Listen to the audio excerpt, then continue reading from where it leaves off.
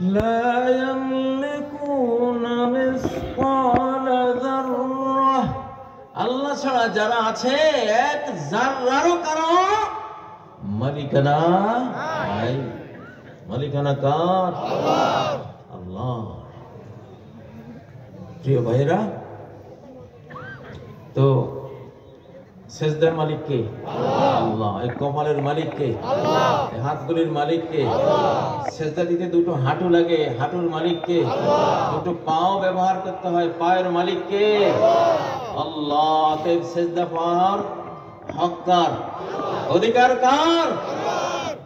সুবহানাল্লাহ। তাহলে যারা মূর্তিকে সেজদা দেয় তারা আল্লাহর বিরুদ্ধে ষড়যন্ত্রকারী।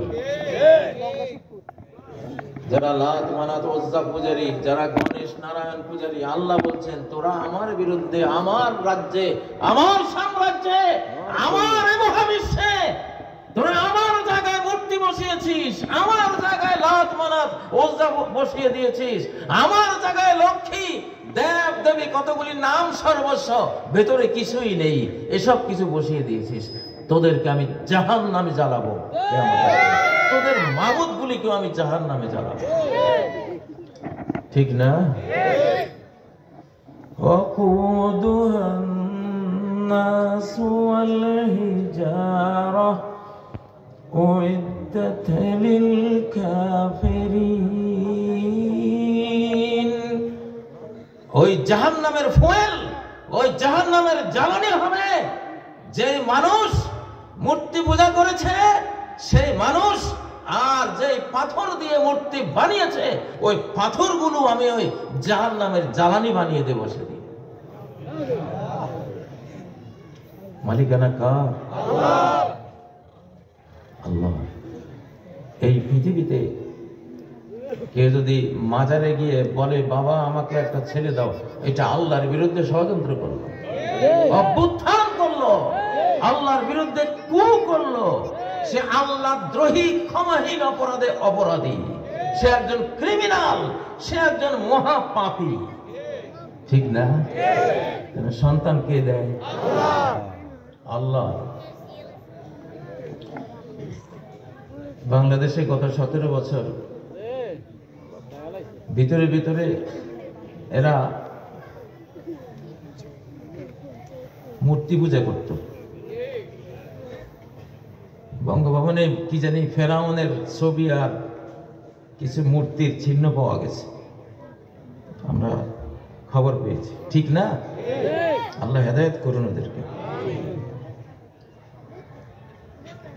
তো তাদের উপরে আল্লাহ একটা আযাব নাজিল করেছিলেন, এমন আযাব যে আযাবের নাম পৃথিবীর কেউ শুনে নাই। 17 বছর যারা আল্লাহর বিরুদ্ধে ষড়যন্ত্র করেছে, আল্লাহ তাদের উপরে এমন একটা আযাব নাজিল করেছেন যে আযাবের নাম না নূহ আলাইহিস সালাম শুনেছেন, না কোনো ইব্রাহিম আলাইহিস সালাম শুনেছেন, না কোনো মুসা আলাইহিস সালাম শুনেছেন, না কোনো ঈসা আলাইহিস সালাম, না কোনো মুহাম্মদ সাল্লাল্লাহু আলাইহি সাল্লামের যুগে এই আযাব আসছে। এটা পৃথিবীর কোনো ইতিহাসে, কোনো কিতাবে, কোরআনে কোথাও এই আযাবের নাম নাই। এমন এক সাংঘাতিক অকল্পনীয় আযাব নাজিল হয়েছে। সেই আযাবের নাম হলো সমন্বয়ক।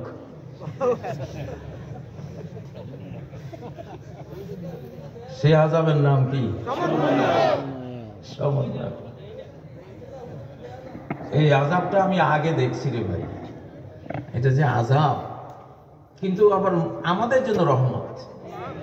আমাদের জন্য কি? রহমত। ওদের জন্য আযাব, আর যারা ভালো তাদের জন্য এটা। সমন্বয়ক নামক কোন জিনিস কোন আলিম ওলামা আপনারা পড়ছেন কি? এইটা আমাদের 60-65 বছরের ইতিহাসে এর নাম আমরা কেউ শুনি না। সমন্বয়ক দিয়ে আযাব আসে, এমন আযাব এইটা দিয়া। আমরা তো আবাবিলের নাম শুনছি, তয়রান এই সমন্বয়ক আল্লাহ তাআলা নিয়ে আসছেন। ওরা তো গোয়েন্দা, ওদের যত রকমের অ্যাক্টিভিটিস আছে, মোবাইল, এই যে ওই পেগাসাস, এইটা সেইটা সব তারা চোখের সামনে সব দেখে। কাজী সাহেব কই যাইতেছে, কার সাথে কথা বলতেছে, সব দেখতেছে। আল্লাহ কয় রাখ, তোর এই পথে আযাব আসবে না, আযাব আসবে এমন পথে যেটা কেউ জানে না, তুইও জানোস না, যারে দিয়ে আমি আযাব দেওয়াবো তারাও জানে না। সেই রেজিমের উপরে আযাব পড়েছে। আযাবের নাম কি? জোরে বলেন। নতুন আযাবের নাম কি? নতুন আযাবের নাম কি? এই রেজিমে যদি তোমরা এরকম ঠান্ডা হয়ে থাকো তাহলে তো ওয়াজ বন্ধ করে দিতে হবে। আমি এমনি ওয়াজ করতে আসি না, এখন ঢাকায় কাজ করি, গঠনমূলক কাজের সময় দেই। এই নতুন আযাবের নাম কি? সমন্বয়ক। সমন্বয়করা তোমরা আবার রাগ করো না, তোমরা আমাদের জন্য রহমত। আল্লাহু আকবার, আল্লাহু আকবার, আল্লাহু আকবার।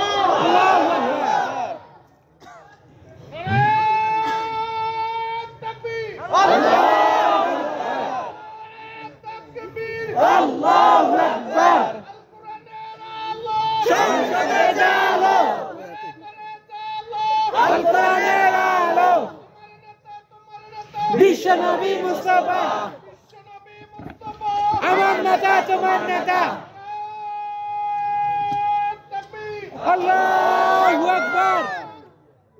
আল্লাহর কাছে নিত্য নতুন আযাবের কোনো অভাব আছে? সামনে যদি ওরা আরো বাড়াবাড়ি করে, আবার যে কি আসে আমি সেই চিন্তায় আছি। সামনে যেটা আসবে ওটা কিন্তু আগেরটা আসবে না, সব নতুন ভেরিয়েশন। আল্লাহ তাআলা কি বলেন 26 নম্বর আয়াত সূরা নাহলের, ফাআতাল্লাহু বুনিয়ানাহুম মিনাল কাওয়াইদ।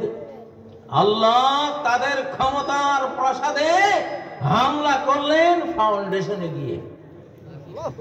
কোথায়? ফাউন্ডেশনে। দেখেন না, বুলডোজার লাগিয়ে দেয় বিল্ডিং এর নিচে, নিচতলা লাগায়, পিলারে লাগায়, একটা ধাক্কা দেয়, 50 তলা 100 তলা জাতক আস্তে বসে যায়, ঠিক না? ফাতাল্লাহু বুনিয়ানাহুম মিনাল কাওয়াইদ। আল্লাহ তাদের কাওয়াইদ, ফাউন্ডেশনে গিয়ে আঘাতটা হানলেন। فَخَرَّ عَلَيْهِمُ السَّقْفُ مِنْ فَوْقِهِمْ।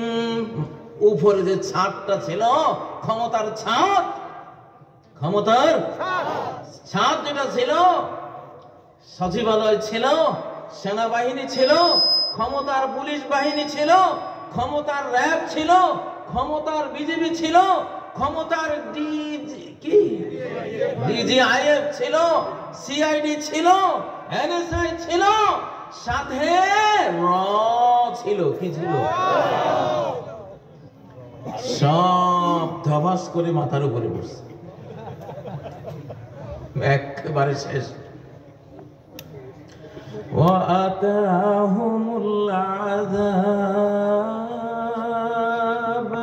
শাস্তি এসে গেছে। 45 মিনিট আগেও আমি প্রধানমন্ত্রী, 45 মিনিট পরে সাজা এসে গেল। ঠিক না? ঠিক না? وَأَتَاهُمُ الْعَذَابُ مِنْ حَيْثُ لَا يَشْعُرُونَ। এমন ভাবে আযাবটা আসলো, এমন সমন্বয়ক নামক আযাব, সমন্বয়ক নামক টর্মেন্ট, সমন্বয়ক নামক পানিশমেন্ট আকাশ থেকে বরাদ্দ হয়ে গেল যে ওরা অনুভবই করতে পারলো না কেউ যে এমন একটা হইতে পারে। ও ভাই না, আল্লাহর নিয়মের মধ্যে এটা আছে। আল্লাহ এখন ইসলামকে বিশ্বব্যাপী বিজয়ী করবেন। বিশ্বব্যাপী মুসলিম উম্মাকে বিজয়ী করবেন ইনশাআল্লাহ। বিশ্বব্যাপী এই বাংলাদেশ ইনশাআল্লাহ এই ব্রেইনি অত্যন্ত তীক্ষ্ণ বুদ্ধি সম্পন্ন এই বাংলাদেশী জাতি বিশ্ব নেতৃত্ব দেবে ইনশাআল্লাহ। ইকোনমিস্ট পত্রিকা অলরেডি ইতিমধ্যে ঘোষণা দিয়েছে এই বছরের কান্ট্রি অফ দ্য ইয়ার হলো বাংলাদেশ। তাকবীর দেন না মিয়া, আল্লাহু আকবার, আরো জোরে আল্লাহু আকবার। বুড়ারা তাকবীর দেন, তাহলে বুড়ারা গরম হবে। বুড়া আপনি বলুন তো। আল্লাহু আকবার। সংসদে যাও। কয় যে ইকোনমিস্ট কয় যে 4টা দিন কোনো সরকার ছিল না। কয় ঘন্টা? 4 দিনে কয় ঘন্টা? 4 দিনে কয় ঘন্টা? 424 96 ঘন্টা, তাই না? কোনো সরকার ছিল না। আমেরিকার মতো উন্নত দেশে, ইউরোপের মতো উন্নত দেশে 1 ঘন্টা কারেন্ট না থাকলে, সরকার আছে সব ঠিক আছে, পুলিশ ওদের যত রকমের বাহিনী সব, সিসি ক্যামেরা সব আছে, শুধু সরকার যায় নাই, খালি কারেন্টটা গেছে। ওই 1 ঘন্টায় হাজার হাজার ধর্ষণ, হাইজ্যাক, খুন ইত্যাদি ঘটে যাবে। আর এই বাংলাদেশের মানুষের মোরাল ভ্যালুস, নৈতিক মানটা, ওরা আশ্চর্য যে কেমন একটা জাতি, 96 ঘন্টা এদের কোন সরকার নাই দেশে, গোটা দেশ শান্ত। আলহামদুলিল্লাহ, আল্লাহু আকবার, আল্লাহু আকবার, তাকবীর দেন না বুড়া, আল্লাহু আকবার,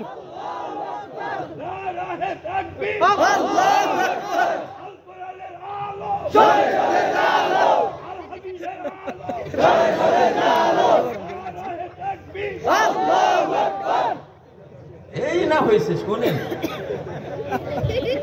এই আমলে যত তাকবীর দেবেন বুড়ারা দিবেন। হ্যাঁ, এটার একটা কৌশল আছে, একমত আছে, কারণ আছে। কারণটা কি? কারণ হলো পার্শ্ববর্তী যারা আমাকে হামলা করতে চায়, ওরা চাইয়ে দেখবে আর বলবে, ওরে বাপরে বাপ, যে দেশের বুড়ার এত তেজ, জওয়ানের কি অবস্থা। ভাইরে যাস না, এইসব দেশে যাওয়া ঠিক না। হযরতে মাহমুদুল হাসান দেওবন্দি রহমতুল্লাহ আলাইহি ইতিহাস মনে পড়লো। উনি ছোট্টখাট্টো ছিলেন, ঠিক না, ছোট্টখাট্টো, কিন্তু জ্ঞানের গোলা বারুদ। উনি খ্রিস্টানদের সাথে উনি ধর্ম নিয়ে তর্ক বহস করতেন, ওদেরকে পরাস্ত করে দিতেন। তো ওনার কৌশল ছিল কি, ওনার এক ছাত্র ছিল এই মোটা, একেবারে আপনার 6.5 ফুট লম্বা, এই মাথা, হাফিজ ভুঁইয়ার মতো। আমাদের হাফিজ ভুঁইয়ার নাম কারা কারা শুনছে? একটা হাত তুলে দেখি। আরে হাফিজ ভুঁইয়া, আল্লাহ ওরে জান্নাত নসিব করে। আমার চাচা গল্প করতো, হাফিজ ভুঁইয়ার একটা হাত আমাদের গোটা বডির সমান এরকম মোটা ছিল। তা হাত, আমাদের বডিটা যত মোটা, একটা হাত এত মোটা ছিল।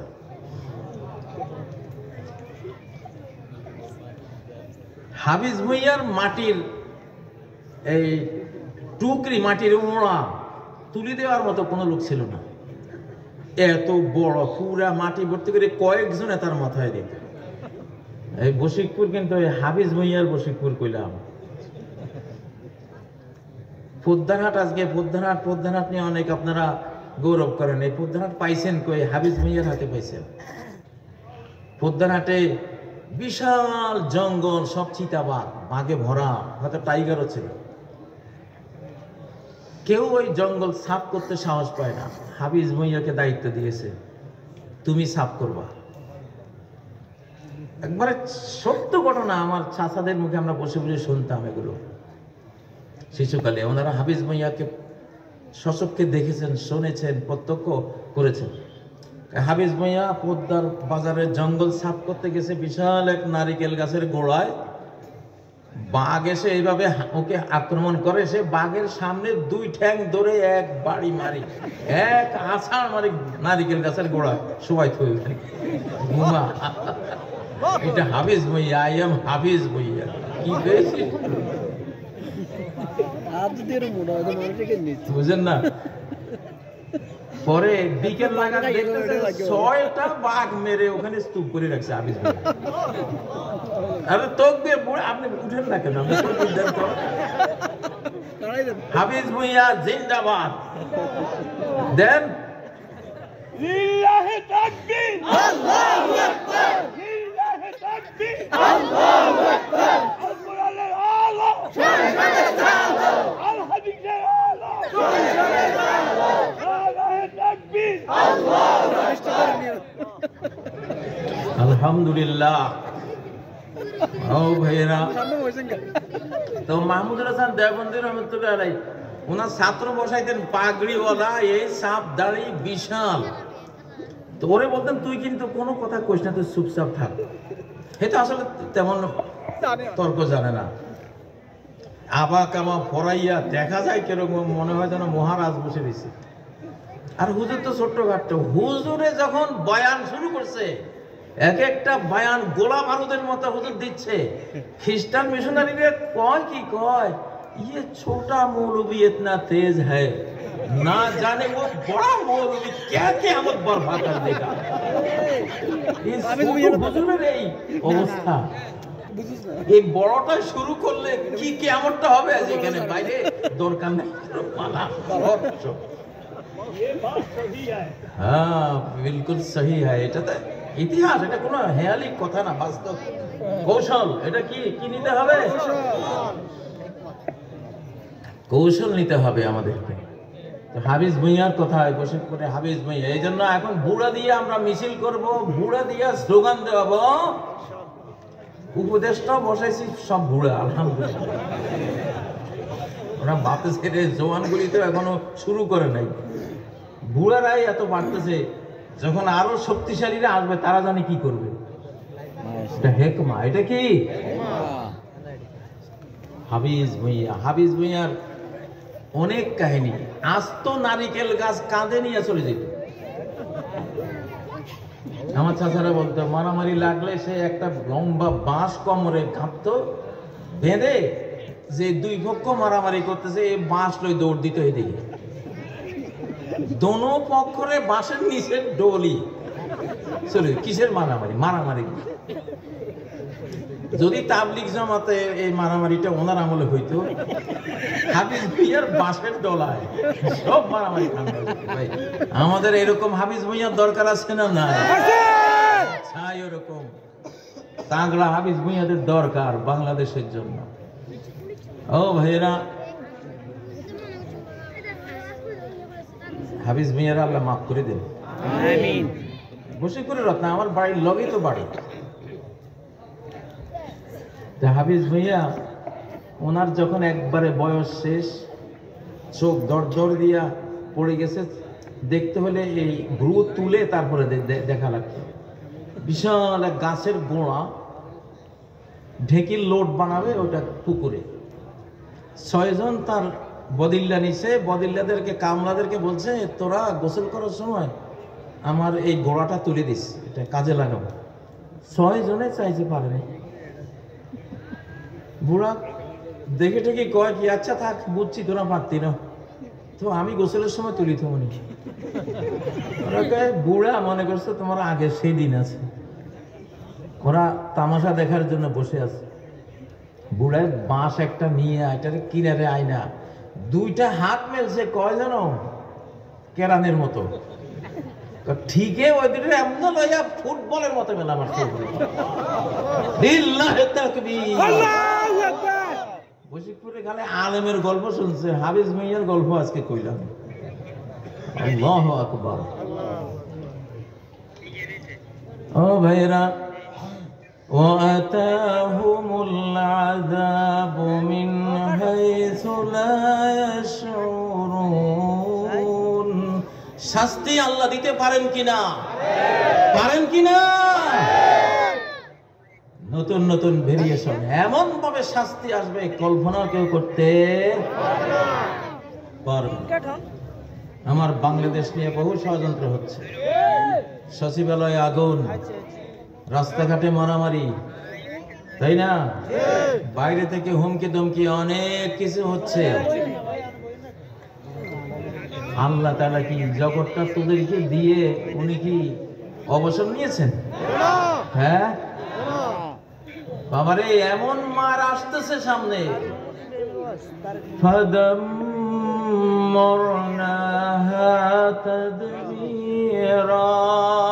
এমন আকাশের মার সামনে আসতেছে, তওবা করো তাড়াতাড়ি, ঠিক হয়ে যাও তাড়াতাড়ি। বাংলাদেশ নিয়ে ফার্দার কোন ষড়যন্ত্র এর ভেতরেও করবো না, আর বাইরে থেকেও করবো না। বাংলাদেশ আল্লাহ হাতে নিয়ে নিয়েছেন। 5ই আগস্ট এটা কোনো মানুষের কাজ ছিল না, এটা স্রষ্টার কাজ ছিল, এটা আল্লাহর কাজ ছিল, এটা সর্বশক্তিমানের কাজ ছিল, ঠিক নয় কি? মাকড়ের আসে হস্তি যে বাঁধে, পাথর ভাষায় জলে, সে আল্লাহ চাইলে মাকড়সার আশের মধ্যে হাতি মেনে ফেলতে পারেন, ঠিক না? পাথর পানির উপরে ভাসিয়ে দিতে পারেন, পারেন না? 2004 সালে সুনামি হয়েছিল না? 900 কিলোমিটার গতিতে পানি ছুটিয়েছেন আল্লাহ তাআলা। মোটরসাইকেল, ট্রেন, বড় বড় জিপ এত ওজনই ডুবতে পারতেছে না, পানির গতির ছোটে সব ভেসে ভেসে যাচ্ছে। আল্লাহু আকবার, আল্লাহর ক্ষমতা কত বড়। এখন আল্লাহ তাআলা বলে যে আমার সামনে থেকে সরে যা, আমার বান্দা বাংলাদেশী মুসলমান আমি ভালোবাসি, এগুলো রে, আমি এদের সাথে খুব আমার এরা পছন্দের। আলহামদুলিল্লাহ, এই বাংলাদেশ আল্লাহর প্রিয় একটা দেশ। প্রিয় দেশ না হলে আমাদের টিকটকের এই শিশুগুলিকে এক হেসকা টানে রাজনীতির একেবারে রাজপথে আনার ক্ষমতা বাংলাদেশের কোন নেতার ছিল না, দলের ছিল না, ছিল এই পৃথিবীর কোন সংস্থার ছিল না। টিকটকের আমাদের ওই শিশুগুলোকে বেঈমানরা টিকটকে ব্যস্ত করে দিয়েছিল, পাবজি হাবি জাবি খেলার মধ্যে বহুত করে দিয়েছিল, পর্নোগ্রাফিকে অ্যাডিক্ট করে দিয়েছিল। আল্লাহ তাআলা ওয়াকানা আবুহুমা সালিহা, আরে এদের বাবা তো ভালো ছিল, আমার নেককার বান্দা ছিল। আল্লাহর দয়া মায়া স্নেহের মহাসাগরে জোশ উঠেছিল। আল্লাহ তাআলা এক টানে কোটি কোটি বাংলার শিশু কিশোর তরুণ তরুণীকে ইসলামের রাজপথে, মুক্তির রাজপথে নিয়ে এসেছেন। আলহামদুলিল্লাহ,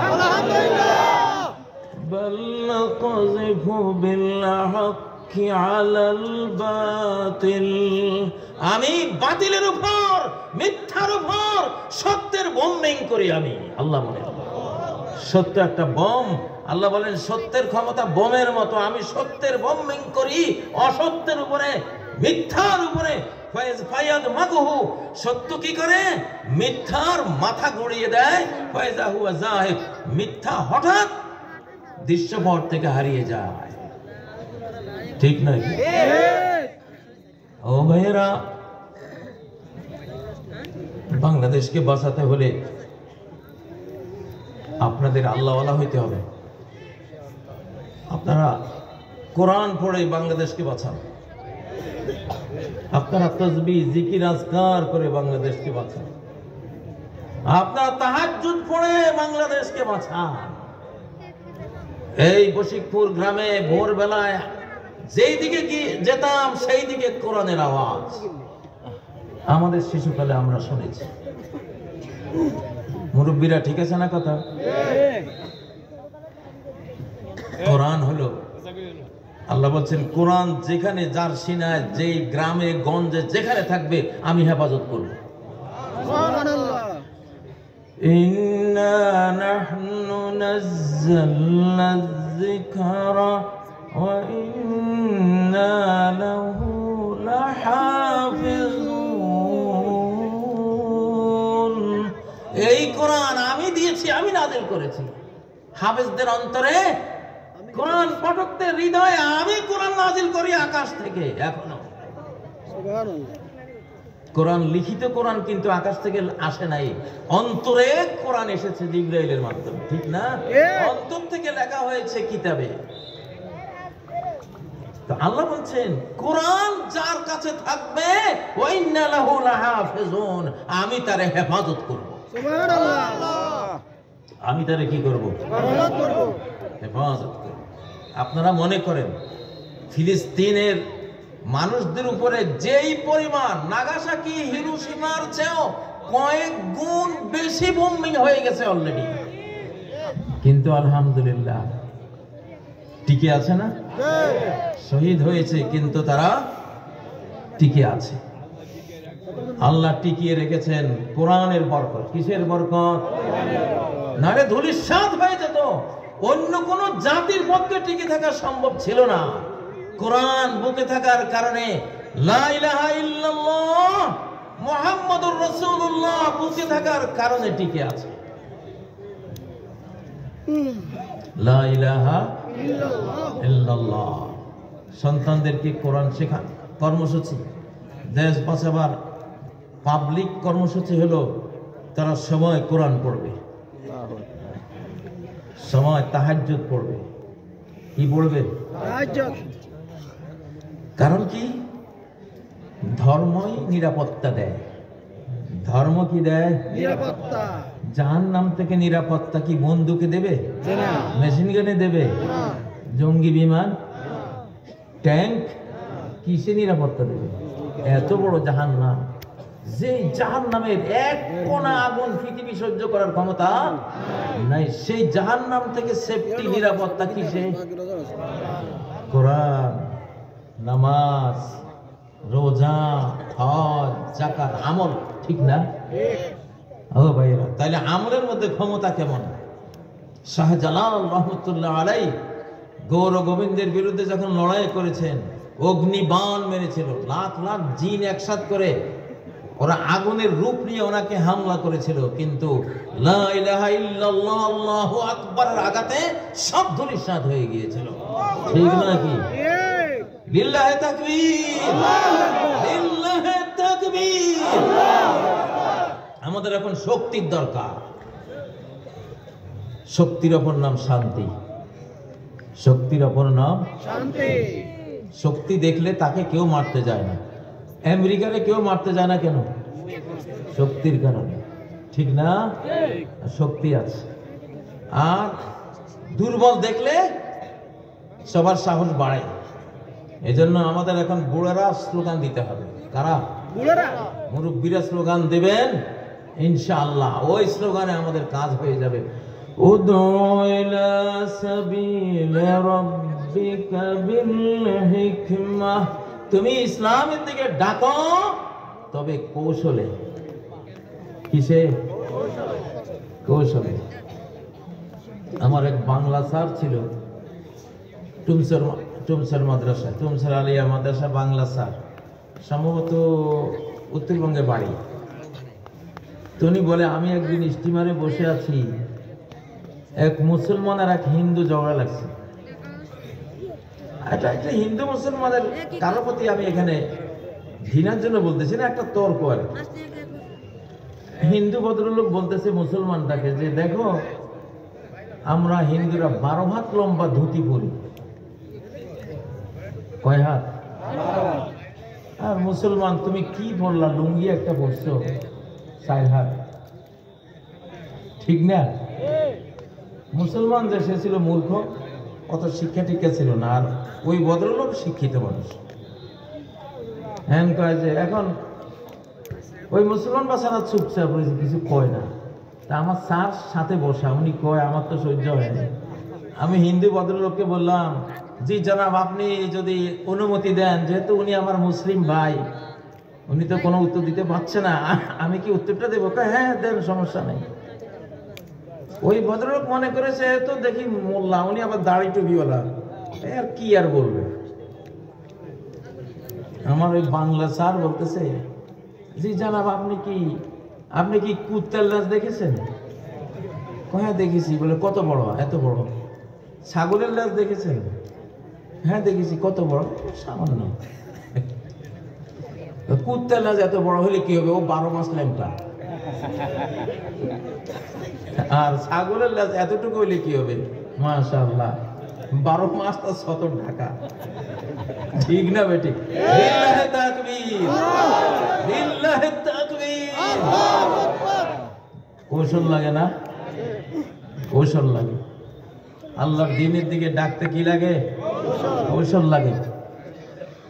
ও ভাইয়েরা, আল্লাহ তাআলা ইসলামকে বিজয়ী করবেন ইনশাআল্লাহ। আমি তো মনে করি সেই সৌভাগ্য আমাদের কপালে লেখা হয়ে গেছে ইনশাআল্লাহ। মানব জাতিকে আমরা ইসলামের দাওয়াত দেই। বাংলাদেশে যারা আছে সবাইকে ইসলামের দাওয়াত দেই। আশেপাশে যারা আছে বন্ধুরা সবাইকে ইসলামের দাওয়াত রইল। ইসলাম আল্লাহর দ্বীনের নাম, এটা মুসলমানের ধর্মের নাম না। ওরা মুসলমানের দোষে ইসলাম কবুল করেন। আমি বলি এটা ভুল মনে করেছো তোমরা। ইসলাম কোন মুসলমানের ধর্মের নাম না। وَرَأَيْتَ النَّاسَ يَدْخُلُونَ فِي دِينِ اللَّهِ أَفْوَاجًا। في دين المسلمين নাকি في دين الله, في دين الله, ঠিক না? হিন্দুর মাবুদ কে? হিন্দুর সৃষ্টিকর্তা কে? আল্লাহ। খ্রিস্টানের স্রষ্টা কে? আল্লাহ। ইহুদির স্রষ্টা কে? আল্লাহ। বৌদ্ধের স্রষ্টা কে? আল্লাহ। ফি দীনিল্লাহ, তাহলে আল্লাহর দ্বীন যদি ইসলাম হয় তাহলে এটা সবার ধর্ম, এটা ঠিক না?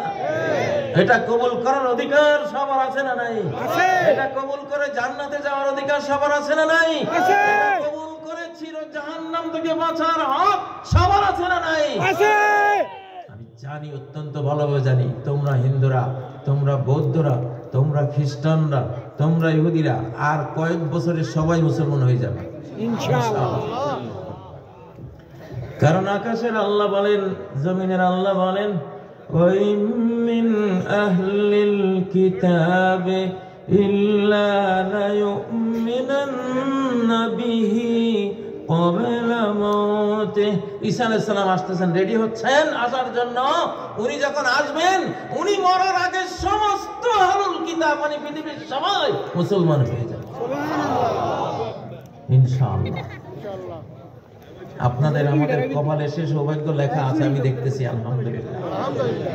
আমরা একটি ইসলামী বিশ্ব পাবো, একটা মুসলিম জাহান আমরা পাবো। হযরতে মুসা আলাইহিস সালাম ইহুদি ধর্মের প্রচারক ছিলেন না, ইসলাম ধর্মের প্রচারক ছিলেন। হযরতে ঈসা আলাইহিস সালাম খ্রিস্টান ধর্মের প্রচারক ছিলেন না, ইসলামের প্রচারক ছিলেন। হযরতে ইব্রাহিম আলাইহিস সালাম সবার বাবা। হযরতে মুহাম্মদ সাল্লাল্লাহু আলাইহি ওয়াসাল্লামের বাবাকে ইব্রাহিম, ঈসা আলাইহিস সালামের বাবাকে ইব্রাহিম, মুসা আলাইহিস সালামের বাবাকে বংশীয় বাবা ইব্রাহিম, ঠিক না? ইসমাঈল আলাইহিস সালামের বাবাকে হযরত ইব্রাহিম, দাউদ আলাইহিস সালামের বাবাকে ইব্রাহিম, সুলাইমান আলাইহিস সালামের ধর্মীয় বাবাকে ইব্রাহিম। তো ইব্রাহিম আলাইহিস সালামকে আল্লাহ বলছেন আসলিম ও ইব্রাহিম, মুসলিম হয়ে যাও। ক্বালা আসলামতু লিরাব্বিল আলামিন। আমি আমার রব রব্বুল আলামিনের জন্য আমি আমার জীবনের সব কিছু সঁপে দিলাম। আমি মুসলিম হয়ে গেলাম, আত্মসমর্পণকারী হয়ে গেলাম। তাহলে এই সব নবীদের সিলসিলা সবাই ইসলাম প্রচারক, সবাই কি? এই সত্য এখন খ্রিস্টানরা বুঝতেছে, ইহুদিরাও বুঝতেছে ইনশাআল্লাহ, তারাও ভাবতেছে। আমি তো জানি প্রতি 24 ঘন্টায় 80-90 হাজার ইহুদি খ্রিস্টান বিভিন্ন ধর্মের লোকেরা এখন মুসলিম হয় ইনশাআল্লাহ, ইনশাআল্লাহ। মানব জাতি আমরা এক মা বাবা থেকে এসেছি, ঠিক না? এক আদম এক হাওয়া। আমরা মারামারি চাই না রে ভাই। হিন্দুরা তোরা আমাদের মা বাবার দিক থেকে ভাই বোন, খ্রিস্টানরা তোরা মা বাবা আদম হাওয়ার দিক থেকে আমাদের ভাই বোন, বৌদ্ধরা তোমরাও আদম হাওয়ার দিক থেকে আমাদের ভাই বোন, খ্রিস্টানরা যারাই আছো, চীনারা আমাদের ভাই বোন, রাশিয়ানরা আমাদের ভাই বোন, ঠিক না? জো বাইডেন কি মা বাবার দিক থেকে আমাদের ভাই না? এখন যে ট্রাম্প আসছে, ট্রাম্প কি ভাই না? ভারতের মোদি মা বাবা আদম হওয়ার দিক থেকে আমাদের ভাই না? তাই না? এক ব্লাড না, আদম হাওয়ার দিক থেকে ভাই না। মারামারি করে কি লাভ? ইবলিস আমাদেরকে কত দলে টুকরা টুকরা করে জাহান্নামের দিকে টেনে নিয়ে যাচ্ছে। আমাদের দরদ লাগা উচিত, ঠিক না? লাকাদ খালাকনাল ইনসানা ফি আহসানি তাকওয়িম। আমি মানুষকে কত সুন্দর, সবচেয়ে সুন্দর, সুন্দরতম গঠন গাঠন সফটওয়্যার যোগ্যতা সবকিছু দিয়ে আমি তারে সৃষ্টি করেছি। এই মানুষ, তুমি কেন জাহান্নামে যাবা? আমরা চাই না যে আমাদের কোন মানব ভাই বোন জাহান্নামে যাক, চির জাহান্নামে যাক। আমরা কি চাই? আমরা কি চাই? আমরা চাই এই 7 মহাদেশের মানুষগুলি সবাই কি হয়ে যাক? মুসলিম হয়ে যাক। এটা তার ধর্ম। ইসলাম কার ধর্ম? কার ধর্ম? আল্লাহর। যেহেতু আল্লাহর ধর্ম, সূর্য কার? আল্লাহ। যেহেতু আল্লাহর, অতএব সূর্য সমান। চন্দ্র কার? আল্লাহ। যেহেতু আল্লাহর, অতএব চন্দ্রের অধিকারও সবার। অক্সিজেন কার? আল্লাহ। যেহেতু আল্লাহর, অতএব অক্সিজেনের অধিকার সবার, ঠিক না? যেটা আল্লাহর সেটা অধিকার সবার, ঠিক না? তাহলে ইসলাম যদি ফি দীনিল্লাহ, আল্লাহর দ্বীন হয়। শুরুতে আমি আয়াতটি পড়েছি, সূরা আল ইমরানের 19 নম্বর আয়াত। ইন্নাদ-দীনা ইনদাল্লাহিল ইসলাম। দ্বীন একটাই আল্লাহর কাছে, সেটা হলো ইসলাম। ও ভাইরা, কিয়ামতের ময়দানে আল্লাহ তাআলা নবীদের সুপারিশ, ইমানদারদের সুপারিশ, সব সুপারিশ শেষে দেখবেন যে হাজার হাজার কোটি এমন মানুষ পড়ে আছে যাদের জীবনে কোনো আমলনামা নেই, শুধু একবার মাত্র সারা জীবনে লা ইলাহা ইল্লাল্লাহ বলেছিল। কয়বার? শেষ, আর কিচ্ছু নাই, একবার। এখন ওরা জাহান্নামে পড়ে আছে। বেঈমান চিরস্থায়ী জাহান্নামীরা কয় যে তুমি তো একবার বলেছিলা লা ইলাহা ইল্লাল্লাহ, একবার তো তুমি লা ইলাহা ইল্লাল্লাহ বলেছিলা, কি লাভ হয়েছে তোমার একবার লা ইলাহা ইল্লাল্লাহ বলে? আমাদের সাথে তুমি জাহান্নামে জ্বলতেছো। আল্লাহ শুনেছেন, আল্লাহ সব শোনেন কিনা? আল্লাহ বলেন ওয়া ইজ্জতি ওয়া জালালি, আমার কালেমা জীবনে একবার হলেও মুখে নিয়েছে, অন্তরে ধারণ করেছিল, আর তোরা বললি একবার কালেমা লা ইলাহা ইল্লাল্লাহ বলে কি লাভ হলো? আমার ইজ্জত পরাক্রমের কসম, লা উখরিজান্না মিনান নার মান ক্বালা লা ইলাহা ইল্লাল্লাহ ওয়ালাউ মাররাতান মিন দারি। জীবনে একবার হলেও যার আমলনামায় লা ইলাহা ইল্লাল্লাহ আমি পাবো আজকে, আমি আল্লাহ আমার ইজ্জত পরাক্রমের কসম করে বলছি, তারা আমি এখন বের করব। এজন্য বলতেছি বাবারে, যেই হও না কেন, হিন্দু বৌদ্ধ খ্রিস্টান ইহুদি যাই হও না কেন, জীবনে একবার হলেও মন থেকে লা ইলাহা ইল্লাল্লাহ পড়ে রাখো, ঠিক না? যদি কাজে লেগে যায়। যে আল্লাহ বানাইছে আমাদেরকে, ওনার স্নেহ মায়ার কি অভাব আছে? আমরা যখন কোন বিদেশি শক্তির বিরুদ্ধে যুদ্ধের কথা বলি কারণ তারা আক্রমণ করতেছে, আক্রমণ করার জন্য আসতেছে। আমরা 53 বছর ভুগেছি আমাদের পার্শ্ববর্তী রাষ্ট্রের অত্যাচার, ঠিক না? আমাদের এই বাংলাদেশের যত অশান্তি, সব অশান্তির ভাইরাসটা জন্ম হয় দিল্লিতে। বাংলাদেশের যত অশান্তি, এই অশান্তির ভাইরাস জন্ম হয় কোথায়? দিল্লি থেকে আস্তে আস্তে ওরা বাংলাদেশের দিকে সাপ্লাই করে, ঠিক না? ওই কারণে বাধ্য হয়ে আমরা চিৎকার দেই, স্লোগান দেই বা যুদ্ধের কথা বলি। কিন্তু দরকার কি আছে ভাই? তোমরা তো মানব ভাই আমাদের, মানব বোন আমাদের, ঠিক না? তোমরা শান্তি মতে থাকো না,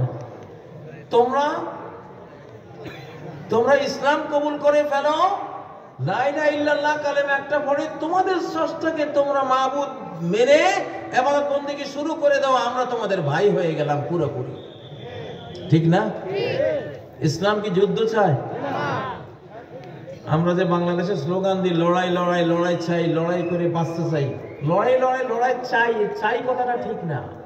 কারণ হাদিস আমি আরো এক মাহফিলে বলেছিলাম, নবীজি বলেছেন লা তাতামান্নাউ লিকা আল আদু, দুশমনের মুখোমুখি হওয়ার আকাঙ্ক্ষা কখনো করো না। সাল্লাল্লাহু আলাইহি, আল্লাহর কাছে নিরাপত্তা চাও।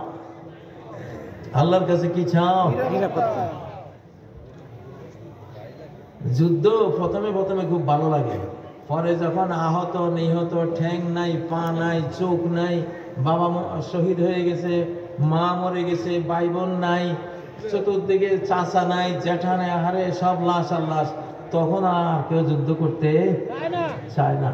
বুখারী শরীফে আরবদের একটা কবিতা আছে, যুদ্ধের কবিতা, কয় আল্লাহ হারব আউয়ালা মা তাকুনু ফাতিয়াতান তাসাব বিজিনাতাহা লিকুল জাহুলি। যুদ্ধ বিগ্রহ প্রথমে যেন একটা সুন্দরী তরুণী, এই তরুণীর রূপ দেখার জন্য সব জাহেল জুহালা হুমড়ি খেয়ে পড়ে। হ্যাঁ, যুদ্ধ লাগলে দেখেন না আমার কি কম আছে নাকি? হ্যাঁ, সবাই হুমকি ধমকি দেয়, নিজের বন্দুকের নল বের করে, ঠিক না? ট্যাঙ্ক দেখায়, প্রথমে সবাই লাগে। হাত্তা ইযা ইসতাআলাত ওয়া শাব্বা দিরামুহা ওয়াল্লাত আজুজান গায়রা যাত হালিলি। যুদ্ধ যখন সঙ্গীন পর্যায়ে চলে যায়, হাজার হাজার লাখ লাখ লাশ পড়ে যায়, আহত নিহতের দেশ গ্রাম গঞ্জ ঘরে ঘরে কারবালা মাতম শুরু হয়ে যায়, তখন এই যুদ্ধ হয়ে যায় এমন বুড়ি, এমন অশীতিপর বৃদ্ধা, এই বৃদ্ধার দিকে, বৃদ্ধা তো সিনেমায় নাচতে যায়, কেউ দেখতে যায় না, ঠিক না বেঠিক? যুদ্ধটা এরকমই। অতএব যুদ্ধের পরিণতি, যেহেতু হাজার হাজার লাখ লাখ মানুষের কান্না, এই জন্য কোন নবী যুদ্ধ চান নাই। আল্লাহ নবী আমাদেরকে শিখিয়েছেন লা তাতামান্নাউ লিকা আল আদু, দুশমনের মুখোমুখি হওয়ার আকাঙ্ক্ষা কখনো করো না, বরং কি চাও? আল্লাহর কাছে কি চাও? সাল্লাল্লাহু আলাইহি, নিরাপত্তা চাও। কিন্তু তারপরেও তো যুদ্ধ হয় না, না হয়? তুমি হলো ডিফেন্সিভ। যুদ্ধ যখন গায়ের উপরে এসে পড়বে, মাথার উপরে এসে পড়বে, তখন আল্লাহকে সাথে নিয়ে সর্বশক্তি দিয়ে রুখে দেবে, সর্বশক্তি দিয়ে ঝাঁপিয়ে পড়বে, ঠিক না? তাকবীর দাও, তাকবীর।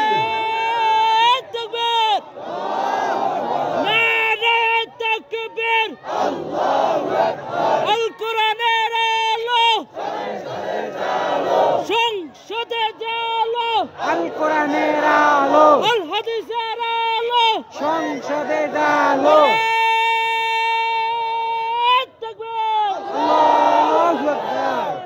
এই মহাবিশ্বের সবচেয়ে শক্তিমান হাতিয়ার হলো তাকবীর, সবচেয়ে শক্তিশালী ক্ষেপণাস্ত্র হলো তাকবীর, সবচেয়ে ভয়ঙ্কর ট্যাঙ্ক হলো তাকবীর, সবচেয়ে ভয়ানক উইপন্স হলো কি? তাকবীর।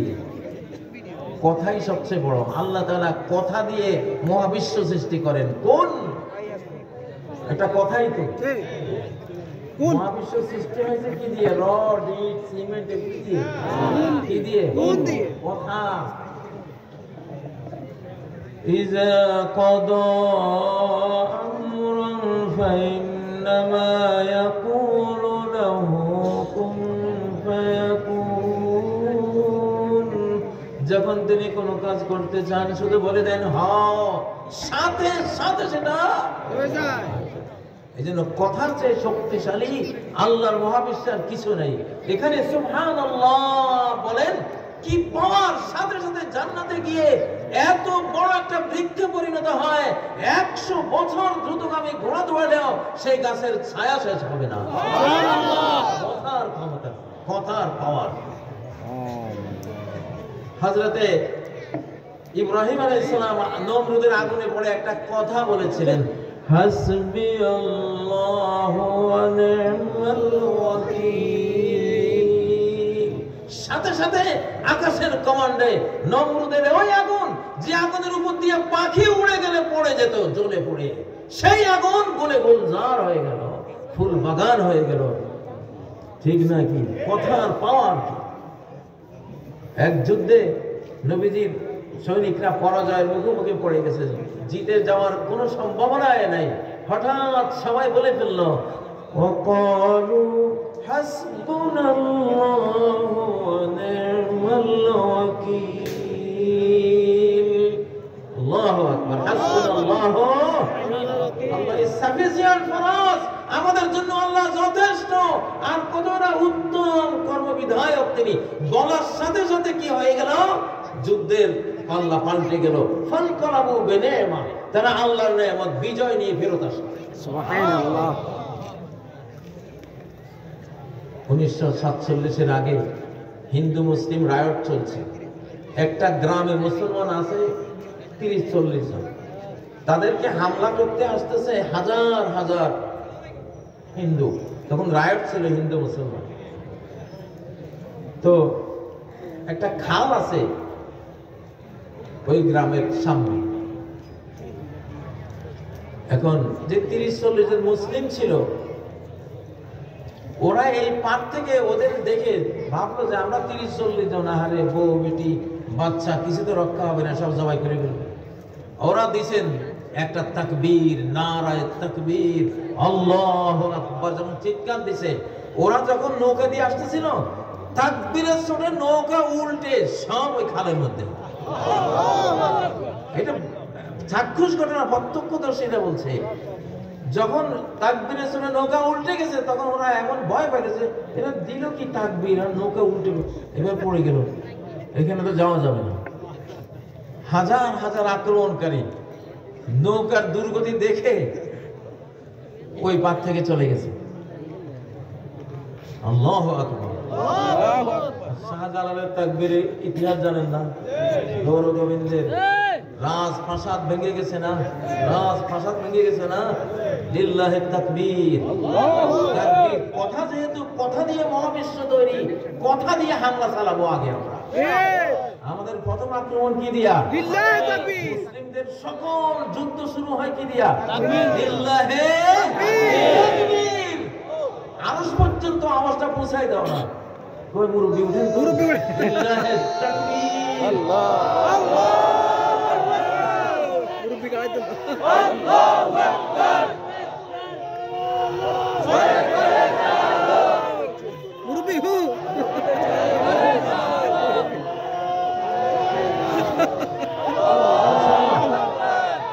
তিনজন সাহাবী নবীজি, তিনজন সাহাবীকে রোমানরা বন্দী করেছিল। ইতিহাস, সারা কোরআনে ইতিহাস আছে না নাই? এর ওয়াজ ইতিহাস আনতে হয়। রোমান নবীজির সাহাবী মুহাম্মদ সাল্লাল্লাহু আলাইহি ওয়াসাল্লামের ছাত্র তিন সাহাবীকে রোমানরা বন্দী করলো। ওরা বললো যে মুহাম্মদের ছাত্রদেরকে কিছু করা যায় না, কোনো কিছু দিয়ে আপোষ মানানো যায় না, কোনো লোকের সামনে এদেরকে পরাস্ত করা যায় না। দেখি এবার কদ্দুর এরা টিকে থাকে। তখন ওদের তিনজনকে একটা ঘরে বন্দি করে দিল। খাবার দিছে শুকুরের মাংস আর পানি দিছে মদ, আর কিছু নেই। 3 দিন পরে দরজা খুললো, দেখলো যে ওই মদের জায়গায় আছে শুকুরের গোস্ত, শুকুরের গোস্ত জায়গাতে আছে, কিচ্ছু ধরে নাই। এরা বুঝলো ওরে সর্বনাশ, কি দাঁতের তৈরি যে এরা, করা যাবে না। তখন দ্বিতীয় আক্রমণ করলো কি, তরুণী তরুণী 3টা মেয়েকে অর্ধউলঙ্গ করে ঘরে ঢুকিয়ে দরজা বন্ধ করে দিছে। আর সাহাবীরা শুরু করছে তাকবীর, লিল্লাহি তাকবীর। তাকবীরের চোটে গোটা রোমান সেনা ক্যাম্প থরথর করে ভূমিকম্পে কাঁপতে শুরু করলো। এমন ভূমিকম্প শুরু হলো, ওরা চিন্তা করলো যে এটা তো কিছুক্ষণ পরে সব ভেঙে চুরমার হয়ে যাবে। দৌড়ে গিয়ে দরজা খুলে তাদেরকে বের করে দিয়েছে। তাকবীর। এটা রোমান যুদ্ধে বহু সেনা ব্যারাক, সেনা ক্যাম্প ঘুরিয়ে দিয়েছে সাহাবীরা তাকবীর দিয়ে। এবং সহিহ মুসলিমের যে হাদিসটি, তুরস্কের ইস্তাম্বুল ইমাম মাহাদির বাহিনী যে দখল করবেন, এখন তো যদিও আরদোগান তুরস্ক চালায়, কিন্তু উনি তো এখনো ইসলামকে আইন হিসেবে ওখানে আনতে পারেন না। সেকুলারিজম গোটা ইউরোপ, আমেরিকা, তুরস্ককে চতুর্দিক থেকে ঘেরাও করে রেখেছে। এই জন্য সে অনেক দূরে এগিয়েছে, কিন্তু তারপরেও তো ইসলামকে তো আনতে পারতেছেন না। তো ইমাম মাহাদির বাহিনী এসে ওই কাজটা করে ফেলবে, ওনারা ইস্তাম্বুল দখল করবে। তো সেখানে আছে ফালাম ইয়ারমু বিসাহমিন ওয়ালাম ইউকাতিলু বিসিলাহ। ওরা যে যুদ্ধ করে ইস্তাম্বুল রাজধানী জয় করবে, একটা তীরও ছুড়বে না, কোন হাতিয়ার ব্যবহার করবে না। ক্বালু লা ইলাহা ইল্লাল্লাহু আল্লাহু আকবার। এক তাকবীর দিবে, তাকবীরে ছুটে শহর রক্ষা প্রাচীর এক পাশ ভেঙ্গে মাটির সাথে মিশে যাবে। আমার তাকবীর দিবে। এত তুরস্কের ইস্তাম্বুল নগরী সুলতান মোহাম্মদ ফাতেহের আগে কেউ জয় করতে পারেনি। এত সুরক্ষা প্রাচীর এটার মজবুত, অথচ তাকবীরের সামনে এটা কি চুরমার হয়ে যাবে। তিন তাকবীরে তিন দিকের যখন প্রাচীর ভেঙে যাবে, চতুর্থ তাকবীরে তারা ঢুকে যাবে শহরের ভিতরে, জয় হয়ে যাবে। আল্লাহ, আমাদের সৌভাগ্য যে আমরা সেই যুগে এসে পড়েছি। আলহামদুলিল্লাহ, আলহামদুলিল্লাহ বলেন। আমার সময় তো শেষ ভাইয়েরা, আমি চাই আল্লাহর শেষ 1 মিনিট তাকবীর দিয়ে কাটাবেন। কে মুরব্বী? আপনি একটু জানান তো, ভারত থেকে ওরা দেখুক আমাদের মুরব্বীর ক্ষমতা। লিল্লাহি তাকবীর, আল্লাহু আকবার, লিল্লাহি তাকবীর, আল্লাহু আকবার। আল কোরআনের আলো, সংসদে যাও, আল হাদিসের আলো, সংসদে যাও। আমার নেতা তোমার নেতা, বিশ্বনবী মুস্তাফা, আমার নেতা তোমার নেতা, বিশ্বনবী মুস্তাফা। লিল্লাহি তাকবীর, আল্লাহু আকবার, লিল্লাহি তাকবীর, আল্লাহু আকবার। আল কোরআনের আলো, সংসদে যাও, আল কোরআনের আলো, সংসদে যাও, আল হাদিসের আলো, সংসদে যাও। লিল্লাহি তাকবীর। আল্লাহু আকবার, মাশাআল্লাহ, মারহাবা।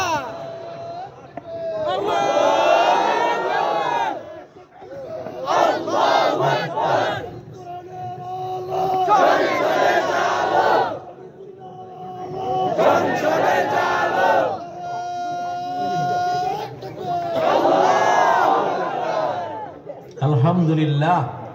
আমাদের এই পল্লী গ্রাম অজপাড়া গ্রামে আপনারা দেখেছে, আপনাদেরকে সারা বাংলাদেশে সারা পৃথিবীর মানুষেরা, এখানে বহু বহু ক্যামেরা আপনাদের এই আওয়াজ, এই চিৎকার একেবারে মহাশূন্যে ভাসিয়ে দিয়েছে। আলহামদুলিল্লাহ। আল বারাকাতু মাল আকাবের, বরকত থাকে বয়োজ্যেষ্ঠ মুরব্বীদের সাথে। আল্লাহু আকবার। কাব্বির, নবীজি বলতেন ছোটরা তোমরা শেখো, বড়রা আপনারা আগান। আপনারা বলেন, বড়দেরকে বলতে হয়, ছোটরা দেখে শিখতে হয়, ঠিক না? তো আমাদের এই ধর্মটা হলো বড়দের সম্মানের ধর্ম, ছোটদের স্নেহের ধর্ম। মাল্লাম ইউআক্কির কাবীরানা ওয়ালাম ইয়ারহাম সাগীরানা ফালাইসা মিন্না। যে আমার উম্মতের বয়োজ্যেষ্ঠদেরকে শ্রদ্ধা করে না আর বয়োকনিষ্ঠ ছোটদেরকে স্নেহ করে না, সে আমার উম্মত না। তো আলহামদুলিল্লাহ, আমরা চাই আমাদের মুরব্বীরা এগিয়ে আসবেন।